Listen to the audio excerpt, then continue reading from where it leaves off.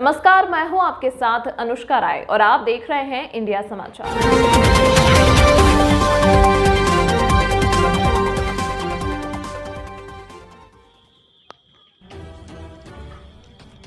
जिला समिति शिक्षा अधिकारी ने दिव्यांग अभिभावकों व अंतर जनपदीय अलापित निर्बल किस्म के बच्चों के नामांकन पर क्या बताया। संत कबीर नगर जिला समिति शिक्षा अधिकारी रजनीश वेदनाथ ने बताया कि ऐसे बच्चे जिनके माता पिता बच्चे का पालन पोषण करने में असमर्थ हैं और बच्चा ननिहाल से पढ़ाई करना चाहता हो तो उसके नाना नानी द्वारा शपथ पत्र देने के साथ जिलाधिकारी की अनुमति पर हो सकता है।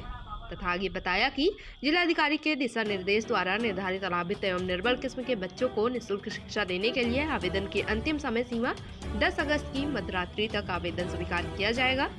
इंडिया समाचार महंद्वाल से धर्मेंद्र कुमार मिश्र की खास रिपोर्ट। अलाभित और निर्बल किस्म के बच्चों के लिए उसके बारे में कुछ जानकारी आप दीजिए।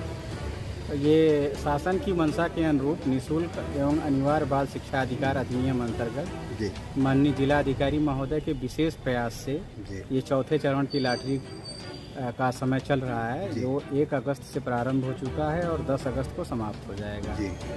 10 अगस्त की रात 12 बजे से पूर्व हमें जो भी इसका अलाभित और अपवंचित वर्ग के बच्चे हैं उनका नामांकन ऑनलाइन पंजीकरण कराना अनिवार्य है। और इस पंजीकरण हेतु बच्चे का एक फोटोग्राफ, बच्चे का डेट ऑफ बर्थ सर्टिफिकेट और उसके निवास, जाति या आय प्रमाण पत्र की आवश्यकता होगी। ये बच्चे के आय जाति निवास या उनके अभिभावक? आय जाति निवास का जो कॉलम है उसमें बच्चे के पिता या माता के आय या निवास से उसका प्रतिपूर्ति हो जाएगा, क्योंकि अभी जब बच्चा 18 साल तक का नहीं होता है तब तक जो है इस पर काम होता है। संरक्षक के रूप में माता पिता के अतिरिक्त कोई संरक्षक नहीं होगा। माता पिता के अतिरिक्त नहीं होता जी। जैसा कि चौधरी जी से हमारी बात हुई थी, तो मान लीजिए अदर डिस्ट्रिक्ट का कोई बच्चा हो और किसी रिश्ते में रह करके वो पढ़ाई कर रहा हो, जैसे ननिहाल में, तो ऐसे बच्चे के लिए क्या भी आवेदन हो सकता है? आरटीई अंतर्गत ऐसे बच्चों के लिए आवेदन की सुविधा नहीं है। जैसे उन्होंने बताया कि नानी है या नाना है, तो उनका आवेदन इसके लिए एक टिपिकल कंडीशन है, उनको इस तरह का एक एफिडेविट देना होगा कि इनके माता पिता इस स्थिति में नहीं है कि उसका बच्चे का भरण पोषण कर सकें। और इस स्थिति में ये स्पेशल केस हैं, और इन स्पेशल केस के लिए जिलाधिकारी की अनुमति प्राप्त करके किया जा सकता है। लेकिन जो सामान्य नियमावली है उसमें ये चीज़ें नहीं हैं। अच्छा, ये जैसे गार्जियन अपने बच्चे को पढ़ा रहा है तो अलाभित है, निर्बल है, तभी वो इस तरह के आवेदन में आएंगे। वो तो जो आवेदन करेंगे उनके लिए कुछ सरकार द्वारा कुछ लाभ है? देखिए, 2 चीज़ें हैं जिसमें अनुसूचित जाति के, अनुसूचित जनजाति के, पिछड़े वर्ग के, कैंसर पीड़ित, एड्स से पीड़ित या दिव्यांग अभिभावक हैं, तो उनके लिए जो उनका प्रमाण पत्र है वही पर्याप्त है। बच्चे का डेट ऑफ बर्थ सर्टिफिकेट, उनका इस कैटेगरी में होने का प्रमाण पत्र। इसके अलावा अगर कोई सामान्य बच्चा, सामान्य परिवार का बच्चा है और इस कैटेगरी में एडमिशन लेना चाहता है तो उसके राजस्व विभाग द्वारा निर्मित 1 लाख रुपए से कम वार्षिक आय का प्रमाण पत्र लगाना होगा।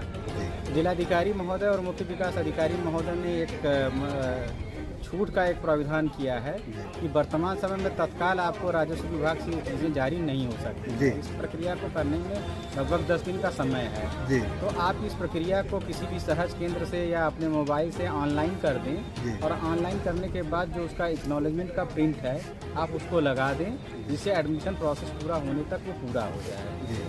मान लीजिए एडमिशन प्रोसेस पूरा हो गया और वो बच्चे का जो आवेदन करता है और उनका जो है वार्षिक आय 1 लाख से ज़्यादा हो गया, तब क्या करेंगे? उस स्थिति में तो थोड़ी सी समस्या होगी, लेकिन सामान्य तौर पर ऐसी घटनाएं नहीं होती हैं, क्योंकि जो लोग जानते हैं उसको उस तरीके का वो बन जाते हैं।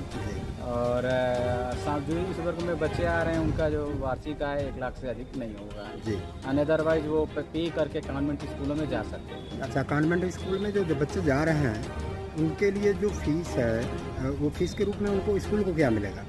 विद्यालय की प्रतिपूर्ति के लिए जो विद्यालय का शुल्क है 300 रुपये मासिक, 400 रुपये मासिक, या शासन द्वारा अधिकतम 450 रुपया मासिक दर के अनुसार शिक्षण शुल्क की व्यवस्था की गई है। और चूँकि विद्यालय 2 महीने अवकाश में रहते हैं, जी इसलिए केवल 10 महीने का प्रोविज़न है। और अगर विद्यालय अपने बच्चों की फीस 300 रुपया लेता है तो एक बच्चे को 3000, 10 महीने की फीस 400 लेता है तो 4000, या अगर वो मान लीजिए 500 या 600 लेता है तो उस स्थिति में जो सरकार का अधिकतम मानक है 450 रुपया प्रति के अनुसार 4500 रुपये अधिकतम ही जी। अच्छा, सरकार का जो मानक है वो 450 है, अधिकतम इससे का है। अधिकतम है, हाँ। इससे अधिक है नहीं। नहीं। तो सरकार का न्यूनतम मानक भी तो कुछ होगा। नहीं, न्यूनतम मानक विद्यालय अपनी सुविधा के अनुसार डिसाइड करता है। अच्छा, तो विद्यालय ने जो भी उस शुल्क का मानक अपना रखा है उस मानक के अनुसार से उसको शुल्क करता है। तो ये शुल्क के लिए विद्यालय को क्या कोई प्रूफ देना पड़ेगा कि मेरे नहीं, यहाँ कुछ प्रूफ नहीं देना पड़ेगा। जब उसके विद्यालय में बच्चा नामांकित हो जाएगा तो जी। उसको ये अपना एक कोड मिलेगा। जी उस कोड के अनुसार वो ऑनलाइन जो है उन बच्चों का आवेदन रजिस्टर्ड कर जी।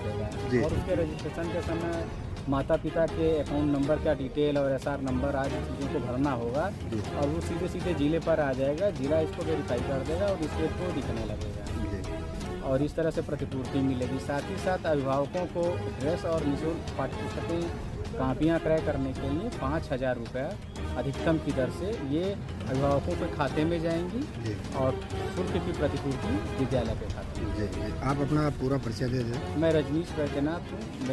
मैं जिला समन्वयक समिति शिक्षा हूँ। जी मैं अतिरिक्त प्रभार के रूप में निःशुल्क अनिवार्य बाल शिक्षा अधिकार अधिनियम और सामुदायिक सहभागिता देख रहा हूँ। और इसके लिए हम लोगों ने 4 दिन तक 2-2 ब्लॉकों में पर डे जिलाधिकारी के निर्देश के क्रम में प्रचार वाहन भी चलवाया।